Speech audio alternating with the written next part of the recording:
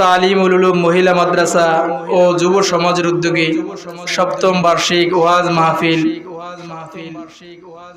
আজকের এই ওয়াজ মাহফিলের প্রধান বক্তা হিসেবে উপস্থিত থাকবেন জাতীয় স্বর্ণপদক প্রাপ্ত শিক্ষাবিদ হযরত মাওলানা মুফতি শাহাদাত হোসাইন নুরি। আজকের মাহফিলে আরো গুরুত্বপূর্ণ আলোচনা করবেন হযরত মাওলানা মুফতি ইমরান হোসাইন ফরায়েজি। ইতিপূর্বে আলোচনা করতেছিলেন ব্যাপারী বাড়ি জামে মসজিদের সম্মানিত ইমাম ও খতিব হযরত মাওলানা মুফতি নুরুল হক রাজাপুরী। সকালে বয়ান করেছেন হযরত মাওলানা মুফতি নাসির উদ্দিন ফরিদপুরী এবং অত্র মাদ্রাসার সম্মানিত মুদির মুফতি কাউসার আহমদ। আজকের মাহফিলের সম্মানিত সভাপতিত্বের আসন অলঙ্কিত করছেন বিশিষ্ট সমাজসেবক ও শিক্ষাবিদ বীর মুক্তিযোদ্ধা আলহাজ মৌলভী নুরুল ইসলাম স্যার এবং আমার সামনে উপস্থিত অত্র এলাকার দিন প্রিয় ইসলাম প্রিয় মুসলমান ভাইরা, পর্দার অন্তরালে অবস্থানরত সম্মানিত মা এবং বোনেরা, মহান রব্বুল আলামিনের দরবারে আমরা শুকরিয়া আদায় করি যে রব্বুল আলামিন আমাদেরকে দুনিয়ার হাজার রকমের ঝামেলার কাজ থেকে ফারেক করে, দুনিয়ার হাজার রকমের ব্যস্ততা থেকে নিজেদেরকে মুক্ত করে রব্বুল আলামিন কোরআনের মজমায়, কোরআনের বাগানে আল্লাহ রব্বুল আলামিন আমাদেরকে সামান্য সময়ে বসার মতো তৌফিক দিয়েছেন। কোরআন এবং হাদিসের কিছু কথা আলোচনা করার, শ্রবণ করার তৌফিক দিয়েছেন। এজন্য সবাই বলি আলহামদুলিল্লাহ। আমি কোরআনে কারীমের সূরাতুল হাশরের শেষ পৃষ্ঠার দ্বিতীয় আয়াত তেলাওয়াত করেছি। রাসূল করিম সাল্লাল্লাহু আলাইহি ওয়াসাল্লামের অসংখ্য অগণিত হাদিস সমূহ থেকে বিশুদ্ধতম দুটি হাদিস দুই জায়গা থেকে তেলাওয়াত করেছি।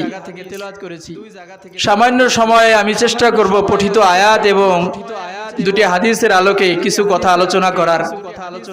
আল্লাহ রাব্বুল আলামিন আমাদেরকে ভালোবাসেন বিদায়ী, আল্লাহ রাব্বুল আলামিন আমাদের জন্য কল্যাণের ফয়সালা করেছেন বিদায়ী, অনেক মানুষের মধ্যে যাচাই বাছাই করে, অনেক মানুষের মধ্যে গুণে গুণে আল্লাহ রাব্বুল আলামিন আমাদেরকে এই মজমায় বসার তৌফিক দিয়েছেন। আমি যদি এটা মনে করি যে আমার পায়ের ক্ষমতার বলে আমি এখানে এসেছি, এটা ভুল।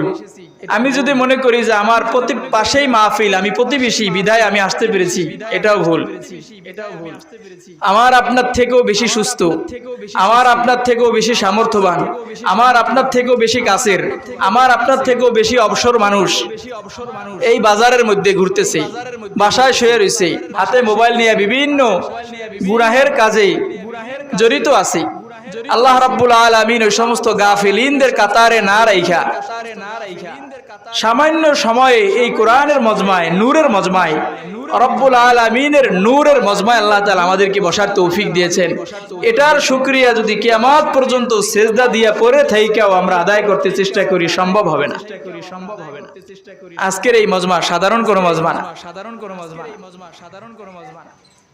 হক্কানি আলেম ওলামাদের দৃষ্টি আপনার আমার উপর যদি পড়ে, এটা সাধারণ কোনো দৃষ্টি না, হক্কানি কোনো আলেম ওলামার দৃষ্টি আমার আপনার উপর পড়ছে, তো বুঝতে হবে আমি আর আপনি অনেক সৌভাগ্যবান।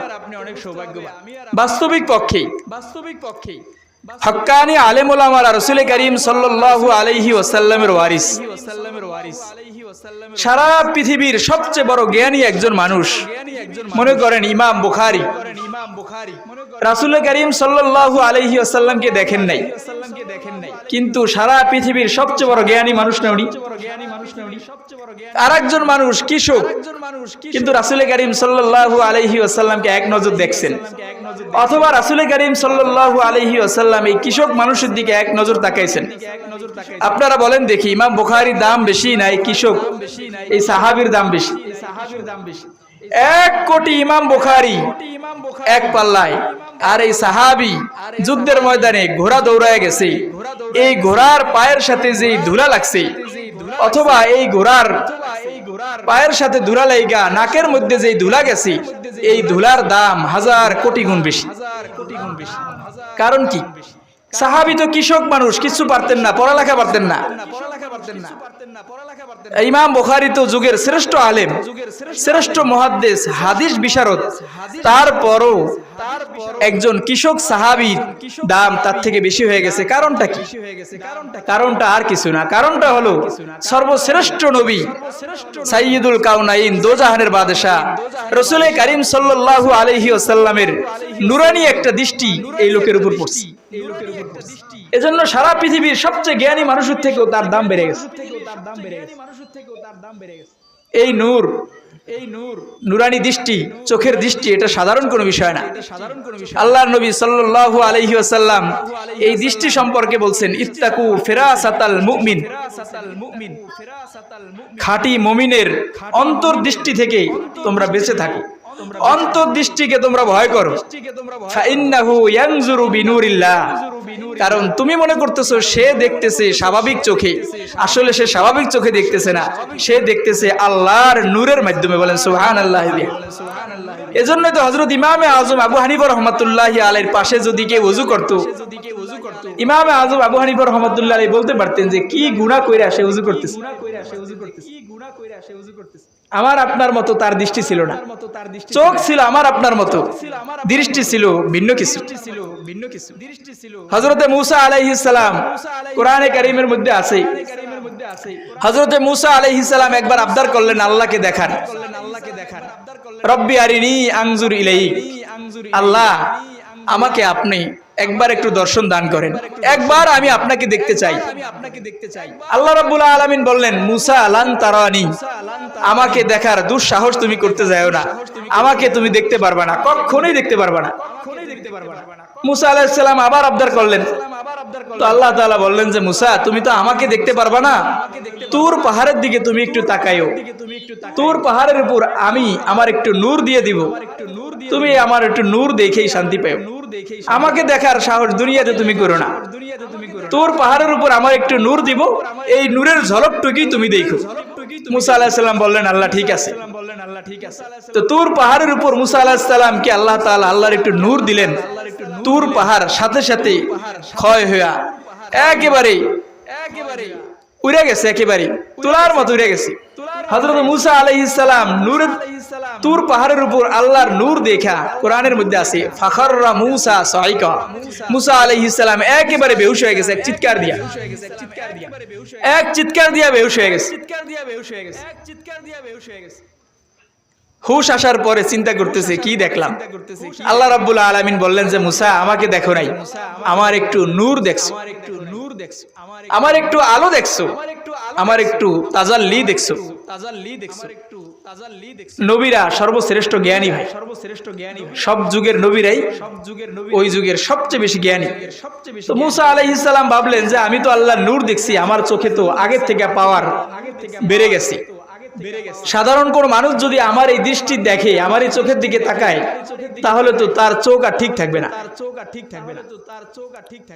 বেশি পাওয়ারের দিকে যদি কেউ তাকায়, চোখ ঠিক থাকে? লাইট যদি 5000 ভোল্টেজের হয়, ভালো মানুষও তাকাইতে পারে না, চোখ নষ্ট হয়ে যায়, ঠিক না? তো মূসা আলাইহিস সালাম ভাবলেন আমি তো আল্লাহর নূর দেখার দ্বারা আমার চোখের মধ্যে পাওয়ার বেড়ে গেছে, তা আমি যদি বাসায় যাই, আমার স্ত্রী যদি আমার চোখ দেখে, তার চোখ তো নষ্ট হয়ে যাবে। এজন্য মূসা আলাইহিস সালাম একটা রুমাল দিয়া মাথা ঢেকে নিছে, চোখ ঢেকে নিছে, চোখ ঢেকে নিয়ে পরে বাসায় গেছি। তার স্ত্রী ছিলেন বড় বুদ্ধিমতী, আবেদা সালেহা সাফুরা, বিবি সাফুরা। উনি বলতেছেন কি খবর, প্রতিদিন আপনি আসেন খোলা চেহারায়, আজকে আসছেন আপনি চেহারা ঢাইকা, কারণ কি? হযরত মূসা আলাইহিস সালাম বলছেন যে না, আজকে তুমি আর বেশি প্রশ্ন করো না, আজকে আমার চোখের দিকে তুমি তাকাইতে পারবে না, আমার চোখ দিয়ে আজকে আল্লাহর নূর দেখছি। সুবহানাল্লাহ। তো নবীদের স্ত্রী তার আগ্রহ আরো বেড়ে গেছে। কি বলেন আপনি?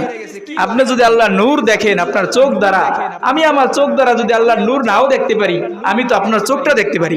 আপনি তাড়াতাড়ি রুমাল সরান, রুমালটা হটান, আমি আপনার চোখের দিকে তাকাইতে চাই। তো স্ত্রীরা সাধারণত বেশি বাড়াবাড়ি করলে স্বামীর অপরাধ হয়ে যায়। তো স্ত্রীর এই বাধ্য করার কারণে মুসা আলাইহিস সালাম বললেন যে সাফুরা, এক চোখ দিয়ে দেখো, দুই চোখ দিয়ে একসাথে তাকাইয়া দুই চোখই নষ্ট করে ফেলাইও না, এক চোখ বন্ধ করে আর এক চোখ দিয়ে দেখো। ঠিক এই হযরত সাফুরা মুসা আলাইহিস সালামের স্ত্রী এক চোখ বন্ধ করে আর এক চোখ দিয়ে তাকাইছে। তাকানোর সাথে সাথে চোখটা নষ্ট হয়ে গেছে। এবার মুসা আলাইহিস সালাম বলছেন, আগেই বলছিলাম তোমার চোখ নষ্ট হয়ে যাবে। তো মুসা আলাইহিস সালামের স্ত্রী সাফুরা বললেন, আরে এক চোখ নষ্ট হয়েছে, আর এক চোখ তো ভালো আছি, আবার একটু দেখবো। আবার খোলেন, আবার পর্দা হটান, আবার একটু দেখবো। আল্লাহর নূর একবার দেখার দ্বারা দেখার তৃষ্ণা বাড়ে না কমে? সুবহানাল্লাহি ওয়া বিহামদিহি। এজন্য যারা আল্লাহ পাকের জিকির করে তাদের জিকির যত বেশি করবে তৃষ্ণা বাড়বে না কমবে? কথা বলেন না কেন? বাড়বে না কমবে? যে জিকির করে তার কাছে জিজ্ঞেস করেন, আল্লাহ আল্লাহ আল্লাহ আল্লাহ বলতে যে কি মজা, এটা আমি আর আপনি বুঝবো না। এটা যে আল্লাহ আল্লাহ বলে তাকে জিজ্ঞেস করেন। যে আল্লাহ আল্লাহ ডাকে ভোর রাত্রে, সারা পৃথিবীর মানুষ ঘুমায় থাকে, যার হাতের মধ্যে তসবিহ, মুখের মধ্যে আল্লাহ আল্লাহ আল্লাহ ডাক, তার চোখ দিয়া পানি পড়ে। পৃথিবীর সবচেয়ে সুন্দর দৃশ্য এটার মধ্যে, এটা তার কাছে জিজ্ঞেস করেন যে আল্লাহ পাকের নামের মধ্যে কি মজা। এজন্য দেখেন আল্লাহ রাব্বুল আলামিন আমাদের যত নিয়ামত দিবেন, সবগুলা নিয়ামতের মধ্যে আবার অসুস্থতা দিবেন। চোখ আল্লাহর পক্ষ থেকে নিয়ামত কি নিয়ামত না? পাওয়ার ঠিক আছে না কমে বাড়ে?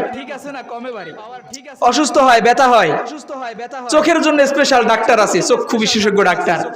কান আল্লাহর নিয়ামত, কান অসুস্থ হয়, কান বিশেষজ্ঞ ডাক্তার। গলা আল্লাহর নিয়ামত, গলা অসুস্থ হয়, গলা বিশেষজ্ঞ ডাক্তার। জীবনে কোনো ডাক্তার শুনছেননি জিহ্বা বিশেষজ্ঞ? শুনছেন? জিহ্বা বিশেষজ্ঞ ডাক্তার শুনছেন? জিহ্বার মধ্যে অসুখ হয়েছে,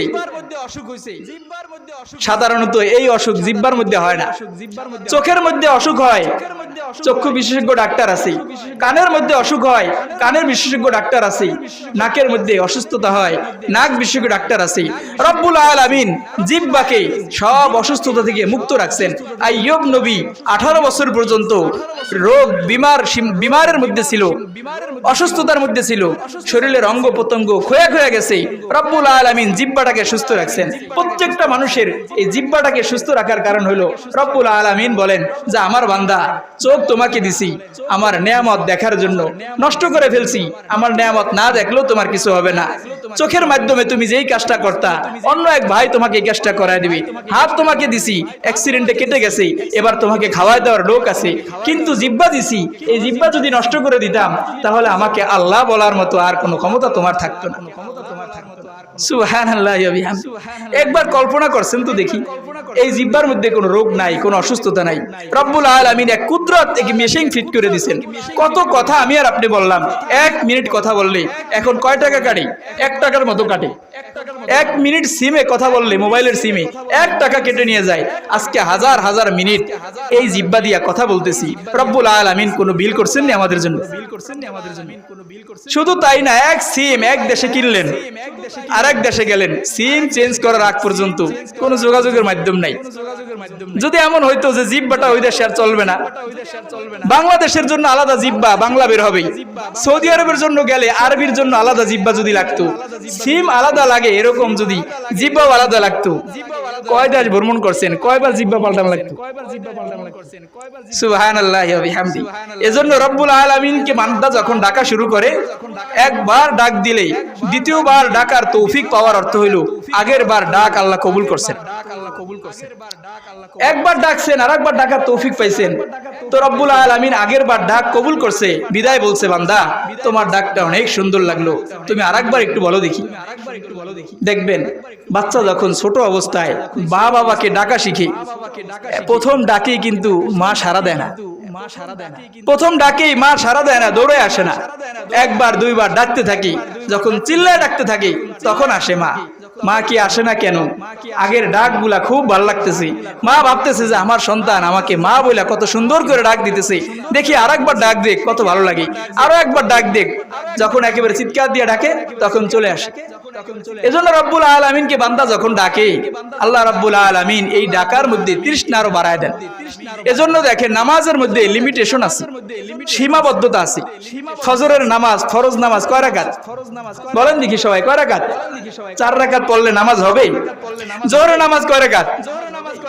4 রাকাত। 2 রাকাত পড়ছেন হবে? আসরের নামাজ কয় রাকাত? বাড়ায় কমায় পড়ছেন হবে? মাগরিব এশা বাড়ায় কমা হবে না, একটা নির্দিষ্টতা আছে, একটা সীমাবদ্ধতা আছে। কিন্তু জিকিরের বেলায় নামাজ ইবাদত সীমাবদ্ধতা আছে, রোজা ইবাদত সীমাবদ্ধতা আছে, যাকাত ইবাদত সীমাবদ্ধতা আছে। প্রত্যেকটা ইবাদতের মধ্যে হজ জীবনে একবার ফরজ হয়, দ্বিতীয়বার করলে ফরজ না। রব্বুল আলামিন সবগুলা ইবাদতের মধ্যে একটা সীমা ধরে দিয়েছে যে বান্দা এগুলা বেশি করতে গেলে কষ্ট হয়ে যাবে। যদি বলা হয়তো নামাজ বেশি পড়ো, তো প্রত্যেক দিন সারাক্ষণ নামাজই আমাদের থাকা লাগতো।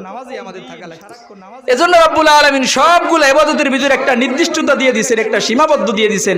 শুধুমাত্র রব্বুল আলামিনকে ডাকার ব্যাপারে আল্লাহ রব্বুল আলামিন বলছেন, ইয়া আইয়ুহাল্লাযীনা আমানু যিকুরুল্লাহা যিকরান কাসীরা, হে ঈমানদাররা আমি আল্লাহর জিকির বেশি বেশি করবা। সুবহানাল্লাহি ওয়া বিহামদিহি। এবার বেশির লিমিট কি? বেশির কোনো লিমিট নাই, যে যত পারে বেশি করে। হাঁটতেছেন রাস্তায়, পায়ের কাজ চলা চলতে থাকবি, হাতের কাজ ধরা ধরতে থাকবি, জিহ্বার কাজ রব্বুল আলামিনকে ডাকতে থাকবি। হাফিজি হুজুর রহমাতুল্লাহি আলাইহি, ওনার নাম শুনছেন আপনারা? মুহাম্মদুল্লাহ হাফিজি হুজুর রহমাতুল্লাহি আলাইহি, ওনার একটা কারগুজারি, ওনার একটা ঘটনা। হাফিজি হুজুর রহমাতুল্লাহি আলাইহি যখন টয়লেটে যাইতেন, টয়লেট থেকে যখন বের হইতেন, ওনার জিহ্বা দিয়া রক্ত বের হইতো, ওনার ঠোঁট দিয়া রক্ত বের হইতো। তো প্রশ্ন করতো সবাই যে কি খবর, টয়লেটে গেলে, টয়লেট থেকে বের হইলে এখান থেকে রক্ত বের হয়, কারণ কি? হাফিজ হুজুর রহমাতুল্লাহি আলাইহি বললেন যে আমার জিহ্বা টয়লেটে গেলেও আল্লাহ পাকের জিকির করতে চায়। টয়লেটে তো জিকির করা নিষেধ, এজন্য আমি জিহ্বাটা কামড় দিয়ে ধরে বসি, যাতে টয়লেটে বসে জিকির না করতে পারি। জিহ্বার মধ্যে এমন মেশিন লেগে গেছে, আল্লাহ পাককে ডাকতে ডাকতে ডাকতে ডাকতে এমন মজা লেগে গেছে, এবার আর কখনোই থামা নাই। মৃত্যুর সময় পৃথিবীর কিচ্ছু মনে থাকে না, কিন্তু এই ধরনের লোকদের রব্বুল আলামিনের জিকির মুখে অটোমেটিক চালু হয়ে যায়। তো হযরত মুসা আলাইহিস সালামের স্ত্রী এক চোখ দিয়ে আল্লাহকে দেখা, আল্লাহর নূর দেখার কারণে চোখ নষ্ট হয়ে গেছে। এবার সাফুরা হযরত মুসা আলাইহিস সালামকে বলতেছেন, আরে পর্দা হটান, আরেকবার দেখবো, চোখ তো আরো একটা আছে। আবার দেখছে, আর এক চোখ নষ্ট, এবার কান্দে। তো হযরত মুসা আলাইহিস সালাম বলেন, আরে তোমার তো আগেই বললাম এই নূরওয়ালা চোখ দিয়া, চোখ তুমি সাধারণ চোখ দিয়া দেখতে পারবা না, তোমার চোখ নষ্ট হয়ে যাবে, তুমি এই ভুলটা কেন করলা, এখন কাঁদতেছো কেন? হযরত সাফুরা বলতেছেন, আরে আপনি কি মনে করছেন এক চোখ দুই চোখ নষ্ট হয়েছে এজন্য আমি কাঁদতেছি? না না, আমি কাঁদতেছি এজন্য যে রব্বুল আলামিন আজকে আমাকে 2টা চোখ কেন দিল। আজকে যদি 1000টা চোখ দিত, এক এক করে 1000টা চোখ দিয়া আল্লাহর নূর দেখতে দেখতে 1000টা চোখকে আমি নষ্ট করে দিতাম। তৃষ্ণা বাড়ছে না কমছে? রব্বুল আলামিনের কুদরতি অন্তরের মধ্যে ধাক্কা লেগে গেছে। রব্বুল আলামিন জিবরাইলকে পাঠিয়ে দিয়েছে, মুসা আলাইহিস সালামের কাছে ওহী চলে আসছে যে মুসা তোমার হাত দিয়া তোমার স্ত্রীর চোখের উপর মালিশ করে দাও। চোখ তো আর 1000টা দেওয়া সম্ভব না, সবাইকে 2টা চোখ দিছি, তাকেও 2টা চোখ দিলাম, কিন্তু তার চোখের মধ্যে 1000টা চোখের পাওয়ার দিয়ে দিলাম, যতবার তোমাকে দেখবে এই চোখ আর নষ্ট হবে না। বলার উদ্দেশ্য হলো রব্বুল আলামিনের নূর, এই নূর দেখার কারণে মুসা আলাইহিস সালামের চোখের মধ্যে যদি এত পাওয়ার হয়ে যায়, সরওয়ারে কায়নাত দো জাহানের বাদশা নবী মুহাম্মদ সাল্লাল্লাহু আলাইহি ওয়াসাল্লামের এক দৃষ্টি পাওয়ার কারণে একজন কৃষক সাহাবীর মূল্য যদি সারা পৃথিবীর সবচেয়ে জ্ঞানী লোকের থেকেও বেশি হয়ে যেতে পারে, নায়েবে নবী হক্কানি আলেম ওলামাদের কোন একটা দৃষ্টি আমার আপনার উপর পড়লে আমার আপনার জীবন গড়তে পারে না? পারে কি পারে না বলেন দেখি? পারে। রশিদ আহমদ গঙ্গোহী রহমতুল্লাহি আলাইহি এই পাক ভারত উপমহাদেশের সর্বশ্রেষ্ঠ একজন আধ্যাত্মিক রাহবার, আধ্যাত্মিক নেতা। এই রশিদ আহমদ গঙ্গোহী রহমতুল্লাহি আলাইহির সোহবত ইয়াফতা ওনার একজন খাদেম ছিলেন হযরত শাইখুল হাদিস জাকারিয়া রহমাতুল্লাহ আলাইহির বাবা। হযরত শাইখুল হাদিস জাকারিয়া রাহমাতুল্লাহি আলাইহি ওনার বাবা হযরত ইয়াহইয়া কান্দলবি, তাবলীগের প্রতিষ্ঠাতা হযরত ইলিয়াস সাহেব কান্দলবি রহমাতুল্লাহি আলাইহির ভাই। এই হযরত ইয়াহইয়া কান্দলবি রহমাতুল্লাহি আলাইহি রশিদ আহমদ গঙ্গোহী রহমাতুল্লাহি আলাইহির খাদেম ছিলেন। রশিদ আহমদ গঙ্গোহী রহমাতুল্লাহি আলাইহি সব সময় ওনার কাছে থাকতেন।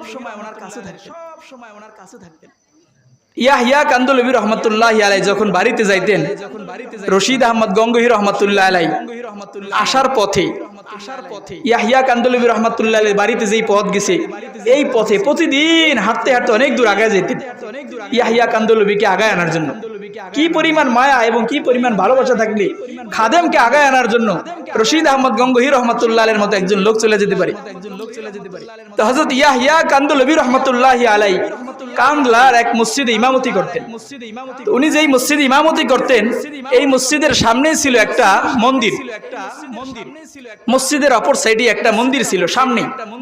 তো মসজিদ এবং মন্দিরের মাঝে একটু জায়গা, এই জায়গা নিয়ে হিন্দু এবং মুসলমানদের মাঝে দীর্ঘদিনের ঝগড়া। হিন্দুরা বলতেছে এই জায়গা মন্দিরের, মসজিদের লোকজন মুসলমানরা বলতেছে এই জায়গা মসজিদের। সামান্য একটু জায়গা, এটা নিয়ে যুগ যুগ থেকে ঝগড়া, ফিতনা ফাসাদ, মারামারি কাটাকাটি পর্যন্ত হয়ে গেছে। তৎকালীন সময়ে ব্রিটিশদের আদালতে হিন্দুরা বাদী হয়ে মামলা করছে যে মুসলমানরা আমাদের জায়গা দখল করছে, এই জায়গা আমাদের জায়গা তারা দিতেছে না, এই জায়গাটু মুসলমানদের থেকে আমাদেরকে আইনা দিয়ে দেন। তো হিন্দুরা হিন্দুদের পক্ষে যুক্তি পেশ করে, মুসলমানরা মুসলমানদের পক্ষে যুক্তি পেশ করে। ব্রিটিশ আদালতের যে জজ ছিল, যে বিচারক ছিল, সে কোনো সিদ্ধান্ত দিতে পারতেছে না কি হবে, কার জায়গা এটা। তো এক পর্যায়ে এসে হিন্দুরা বলতেছে যে এই মসজিদের যে ইমাম সাহেব, সেই ইমাম সাহেব ইয়াহইয়া কান্দলবি, উনি যেই ফয়সালা দেয় আমরা ওই ফয়সালাটা মেনে নিব। হিন্দুরা কারে বিচারক মানতেছি? মুসলমানরা না, শুধু মুসলমানদের ইমাম রে, যে এই মসজিদের ইমাম সাহেব তার আখলাক চরিত্র এটা আমাদের কাছে এত ভালো লাগছে, সে যদি বলে এই জায়গা হিন্দুদের, হিন্দুরা পাবে, উনি যদি বলে এই জায়গা মুসলমানদের, মুসলমানরা পাবে, আমাদের আদালত থেকে আমরা মামলা উঠাই নেব। তো ব্রিটিশদের বিচারক চিঠি লিখছে ইয়াহইয়া রহমাতুল্লাহি আলাইহির কাছে যে আপনাকে আদালতে আসতে হবে, আদালতে এসে আপনাকে এর ফয়সালা শুনাই দিতে হবে। তো ইয়াহইয়া কান্দলবি রহমাতুল্লাহি আলাইহি চিঠির অপর পাশে লিখে দিছি যে আমি জীবনে ওয়াদা করছি, কসম খাইছি, জীবনে বেঁচে থাকতে কোনো ব্রিটিশের চেহারা দেখবো না, কোনো ইংরেজের বাচ্চার চেহারা আমার এই চোখ দিয়ে আমি দেখবো না, এটা আমি কসম খাইছি। সুতরাং ওই আদালতে গেলে ইংরেজের বিচারককে দেখতে হবে, এজন্য আমি ওখানে যেতে পারি না। কি মুসিবত এখন! হিন্দুরা বিচারক মানলো, হুজুর যেতে পারবেন না, ব্রিটিশদেরকে দেখতে না দেখার কসম করছেন। কি ইমানওয়ালা জজবাওয়ালা লোক ছিলেন, সারা পৃথিবীতে, সারা জীবন পৃথিবীতে বেঁচে গেছেন, এই চোখ দিয়া কোনো ইংরেজকে দেখেননি। তো ইয়াহইয়া কান্দলবি রহমাতুল্লাহ যখন আসতে নারাজগি জানাইছেন, অস্বীকৃতি জানাইছেন, এবার ব্রিটিশের যে বিচারক ছিল সেই বিচারক চিঠির মধ্যে লেখছে হুজুর আপনি আসেন, আপনি আইসা দরজার দিকে মুখ করে তাকাইবেন, পিছনটা আমার দিকে দিয়ে দিবেন, আমার দিকে আপনার তাকানো লাগবে না, তারপর আইসা আপনার ফয়সালা দিয়ে যান। ইয়াহইয়া কান্দলবি রহমাতুল্লাহ আলাইহি আসছে, দরজার দিকে মুখ করে ব্রিটিশের দিকে, ব্রিটিশ বিচারকের দিকে পিঠ দিয়া জিজ্ঞেস করছে এই জায়গাটা কার, মসজিদের না হিন্দুদের? ইয়াহইয়া কান্দলবি রহমাতুল্লাহ আসার পর মুসলমানরা সবাই হাসি খুশি যে মুসলমান এখন তো মসজিদের পক্ষে ফয়সালা দিবই, আমরা তো মামলার মধ্যে জিতে যাব। ইয়াহইয়া কান্দলবি রহমাতুল্লাহ বলতেছেন যে আমি এটা জানি না, তবে এটা জানি যে এই জায়গা মসজিদের না, হিন্দুদের না মুসলমানের এই জায়গা আমি জানি, এটা জানি না, তবে এটা নিশ্চিত আমি জানি যে এই জায়গা মসজিদের না। মুসলমানরা সবাই মাথা নিচু করছে, কি কইলো এটা? মুসলমানদের পক্ষে থাকলো না বিপক্ষে গেল গা? আরে বুঝেন না আপনারা, মুসলমানদের পক্ষে থাকলো না বিপক্ষে গেল গা? হিন্দুরা তো এখানে স্লোগান দিয়ে উঠছে, মুসলমানরা আস্তে মাথা নত করে বের হয়ে গেছে। ইয়াহইয়া কান্দলবি রহমাতুল্লাহ এটা বইলা চলে গেছে। মুসলমানরা ইয়াহিয়া কান্দলবী রহমতুল্লাহ আলাইকে মনে মনে বকাবকি করতে করতে যে কি হুজুর ইমাম সাহেব আমাদের পক্ষে রায় দিব, এটা দিল না, হিন্দুদের পক্ষে রায় দিয়ে গেল। দিনের বেলা এই ফয়সালা হয়ে গেল। রাতের গভীরে শেষ রজনীতে হযরত ইয়াহিয়া রাহমাতুল্লাহ আলাইহি দরজার মধ্যে একজনের টোকা লাগাইছে। ইয়াহিয়া রাহমাতুল্লাহ আলাইহি ভোর রাতে দরজা খুলে দেখে ওই এলাকার হিন্দুদের লিডার, যেই লিডার মামলা করছিল আদালতে, ওই লিডার দরজার কাছে গিয়া বলতেছে, হুজুর সারা দিন আমি অস্থিরতার মধ্যে ছিলাম, রাত্রে বিছানায় পিঠ দিছি কিন্তু ঘুম আসে না, অস্থির এবং পেরেশানিতে আমাকে পেয়ে বসছে। আপনি কি সুন্দর একটা ফয়সালা আপনি দিলেন, আপনি একজন মানুষ হইয়া এত সুন্দর একটা ফয়সালা যদি দিতে পারেন, আপনার ধর্ম না জানি কত সুন্দর, হুজুর আমাকে দ্রুত আপনি ইসলাম গ্রহণ করেন। আখলাক রশিদ আহমদ গঙ্গোহী রহমতুল্লাহ আলাইহি চোখের দৃষ্টি পড়া লোক হযরত ইয়াহিয়া রাহমাতুল্লাহি আলাইহি গিয়া বলতেছে যে আপনি যেই ফয়সালা দিলেন, আমরা হইলে তো মুসলমানদের বিরুদ্ধে হিন্দুদের পক্ষে ফয়সালা দিয়ে দিতাম, কিন্তু আপনি যেটা বলতেন সেটাই আমরা মানতাম, তারপর আপনি আমাদের পক্ষে রায় দিয়ে দিলেন। এত সুন্দর ধর্মের লোক আপনি, এই ধর্মের মধ্যে আমাকে দ্রুত আপনি অংশগ্রহণ করান, আমি কালেমা পড়া ইসলাম গ্রহণ করতে চাই। সকালবেলা মসজিদের মধ্যে হিন্দুদের লিডার পাঞ্জাবি পইরা পাগড়ি পইরা, নতুন মুসলমান হয়েছে, পাগড়ি পইরা জুব্বা পইরা মসজিদ থেকে বের হইতেছে। হিন্দুরা তো জায়গাটা দখল করার লিগে সকালে আসছে, সব হিন্দুরা এসে দেখতেছে তাদের লিডার মুসলমান হইয়া ইসলাম গ্রহণ কইরা ইয়াহিয়া কান্দলবীর লগে মসজিদ থেকে বের হইতেছে। এই কাম ঘটে গেছে কখন? রাতের মধ্যে। হিন্দুদের সবাই দেখে বড় আশ্চর্য হয়ে গেছে। বুদ্ধিমান হিন্দু ছিল, সবাই বলা বলি করতেছে, আরে আমাদের লিডার, ওনারে জীবনে অন্যায় কিছু করতে দেখি নাই, ওনাকে জীবনে অসত্য কোনো কিছু গ্রহণ করতে দেখি নাই, আমাদের সবাইকে ওনার সাথে এখন মুসলমান হয়ে যাওয়া উচিত। উনি যেহেতু মুসলমান হয়েছে, বুঝা শুনে হয়েছে, আসো আমরা সবাই ওনার সাথে সাথে ইয়াহিয়া কান্দলবীর হাতে ইসলাম গ্রহণ করে মুসলমান হয়েছে। পরের দিন আবার আদালতে গেছে সবাই, আগের দিনের ফয়সালা উল্টানোর জন্য গিয়ে বলছে বিচারকের কাছে যে আপনি কালকে যে ফয়সালা দিছিলেন, আচ্ছা আপনি কালকে যে ফয়সালা দিছিলেন সেই ফয়সালাটা আজকে ঘুরায় দেন। কালকে হিন্দুরা আমরা এই জায়গার মালিক হয়ে গেছিলাম, আজকে আমরা ওই জায়গার মালিক আছি, কিন্তু আমরা মুসলমান হয়ে গেছি। আমরা মালিক হওয়ার পর এই জায়গাটা আমরা মসজিদের জন্য দিয়ে দিলাম। হযরত ইয়াহিয়া কান্দলবী রহমতুল্লাহি আলাইহি তখন বললেন যে আমার ভাইরা, গতকালকে আমার সিদ্ধান্তের পরে আমার কিছু মুসলমান ভাইরা বড় কষ্ট পাইছিলেন। তারা ভাবছিলেন যে আমি কি ফয়সালা দিলাম, আপনারা যে চোখ দিয়ে দেখেন ওই চোখ দিয়ে আমি দেখি না। আমার কাছে প্রশ্ন চলে আসছে যে ইয়াহিয়া ইসলামকে বাঁচাইবা না জমিনটা টিকাইবা? যদি জমিনটা টিকাও তাহলে ইসলাম হেরে গেল। এই জমিন মসজিদের না, তুমি জানো। তুমি যদি মসজিদের বলে দাও তাহলে তো মসজিদের হয়ে যায়, কিন্তু তোমার ইসলাম সত্য কথা বলতে বলছে, অসত্য থেকে দূরে থাকতে বলছে, কিন্তু তোমার ইসলাম হেরে যায়। তুমি চিন্তা করো মসজিদের জায়গা টিকাইবা না তোমার ধর্ম ইসলাম টিকাইবা। তখন আমি চিন্তা করে সিদ্ধান্ত নিলাম, এরকম মসজিদের 1000 জায়গাও যদি চলে যায়, আমার ইসলামকে আমি ডুবাইতে পারি না, ইসলামকে আমার টিকাইতে হবে। এজন্য আমি ফয়সালা দিয়ে দিলাম জায়গাটা মসজিদের না, হিন্দুদের হইলে হইতে পারে। আজকে দেখো সেই জায়গা মসজিদের হইল এবং ওই সকল হিন্দুরা সবাই আইসা আজকে মুসলমান হয়ে গেল। এজন্য ইত্তাকু ফিরাসাতাল মুমিন, মুমিন অন্তর্দৃষ্টি, মুমিনের অন্তর্দৃষ্টি থেকে বেঁচে থাকো, মুমিনের অন্তর্দৃষ্টিকে ভয় করো। ফাইন্নাহু ইয়ানজুরু বিনুরিল্লাহ, কারণ তারা আল্লাহর নূর দ্বারা দেখে, আল্লাহর আলো দ্বারা দেখে।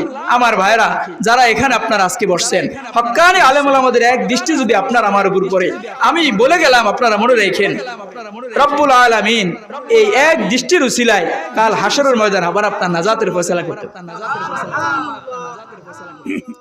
কারণ হক্কানি আলেম ওলামাদের চোখের দৃষ্টিতে হাজার হাজার কোরআনের আয়াত তারা পড়ছে, কোরআনের হাজার হাজার চার্জ, নূরের চার্জ তারা গ্রহণ করছে। এটার দৃষ্টি একবার আপনার উপর পড়লে এটা বিফলে যেতে পারে না, এটা বিফলে যেতে পারে না। এজন্য যারা এই মাহফিলে আসছেন, যারা আসতেছেন, সবাইকে আমি উদাত্ত আহ্বান জানাবো, একেবারে আখিরি মোনাজাত দিয়া, শেষ মোনাজাত অংশগ্রহণ করা, নিজের জীবনের গুনাহ খাতার জন্য কান্নাকাটি করা, নিজের মৃত বাবা মার জন্য, নিজের মৃত স্ত্রীর জন্য, নিজের মৃত ভাই বেরাদার আত্মীয় স্বজনদের জন্য কান্নাকাটি করা, চোখের 2 ফোঁটা পানি যদি ফেলতে পারেন, আজকের এই মাহফিল সার্থক হবে। আমার আপনার এই কুরবানি এটা সার্থক হবে। রব্বুল আলামিন এর উসিলায় আমাদের সবাইকে পরকালে নাজাতের ফয়সালা করবেন।